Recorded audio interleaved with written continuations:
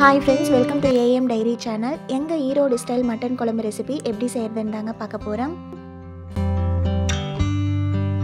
இப்போ மட்டன் குழம்புக்கு தேவையான மசாலாவை வறுத்துக்கலாங்க. அதுக்கு ஒரு கடாயில கொத்தமல்லி 3 டீஸ்பூன், சீரகம் 1 டீஸ்பூன், சோம்பு 1 டீஸ்பூன், பட்டை, கிராம்பு, ஏலக்காய், மிளகு 1/2 டீஸ்பூன், 1 டீஸ்பூன் கடலைப்பருப்பு, 1 டீஸ்பூன் புழுங்கல் அரிசி சேர்த்துக்கணும். அடுப்பை ஸ்லோ ஃப்ளேமில் வச்சுட்டு வறுத்துக்கணுங்க. கருகிடாமல் பார்த்துக்கணும். கருகிடுச்சுன்னா குழம்போட டேஸ்ட்டே மாறிடும். நல்லா வாசனை வர வரைக்கும் வறுத்துக்கணுங்க. அரிசியெல்லாம் நல்லா பொரிஞ்சு வரணும்.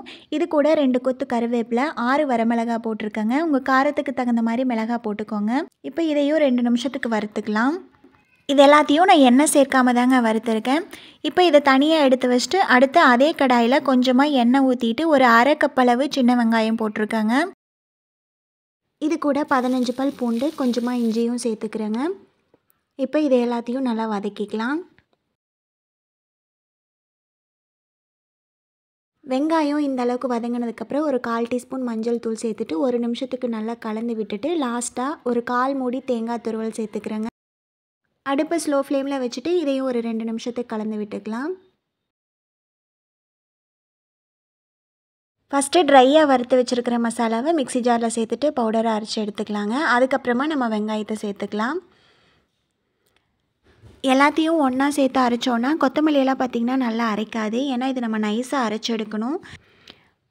இந்தளவுக்கு நல்லா நைஸாக அரைச்சி எடுத்துக்கணும். அடுத்து குழம்பு தாளிக்கிறதுக்கு மண் சட்டியை அடுப்பில் வச்சுக்கிறேங்க. சட்டி நல்லா காஞ்சதுக்கப்புறம் எண்ணெய் ஊற்றிக்கலாம்.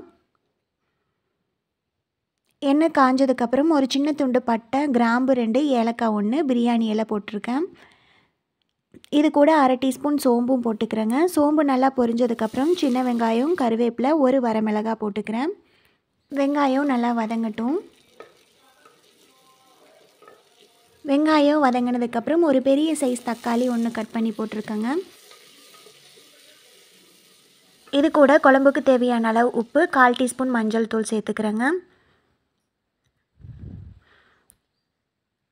தக்காளியை நல்லா வதக்கிக்கலாம். 1 கிலோ அளவு மட்டன் எடுத்துருக்கேங்க. இதை கொஞ்சமாக தண்ணி ஊற்றி 1/4 டீஸ்பூன் மஞ்சள் தூள், உப்பு போட்டு ஒரு 50% வேக வச்சு எடுத்து வச்சுருக்கேங்க. இப்போது வேக வச்சுருக்கிற மட்டனை சேர்த்துட்டு ஒரு 2 நிமிஷத்துக்கு நல்லா கலந்து விட்டுக்கலாங்க.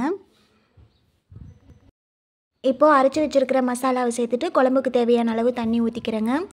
உங்களுக்கு குழம்பு எந்த அளவுக்கு தேவைப்படுமோ அந்த அளவுக்கு நீங்கள் தண்ணி ஊற்றிக்கோங்க. இந்த இடத்துல உப்பு தேவையான அளவு பார்த்து போட்டுக்கோங்க. குழம்பு நல்லா கொதிக்க விடணுங்க. ஒரு 10 நிமிஷத்துக்காவது நல்லா கொதிக்கணும். கறியும் நல்லா வெந்திருக்கணும். குழம்பும் நல்லா சுண்டி பச்சை வாசனையெல்லாம் போயிருக்கணும். அப்போ தான் குழம்பு நல்லா டேஸ்ட்டு கொடுக்கும். இப்போ கறியெல்லாம் நல்லா வெந்துடுச்சுங்க. கடைசியாக கொத்தமல்லி, கருவேப்பிலை சேர்த்துட்டு அடுப்பை ஆஃப் பண்ணிடலாம்.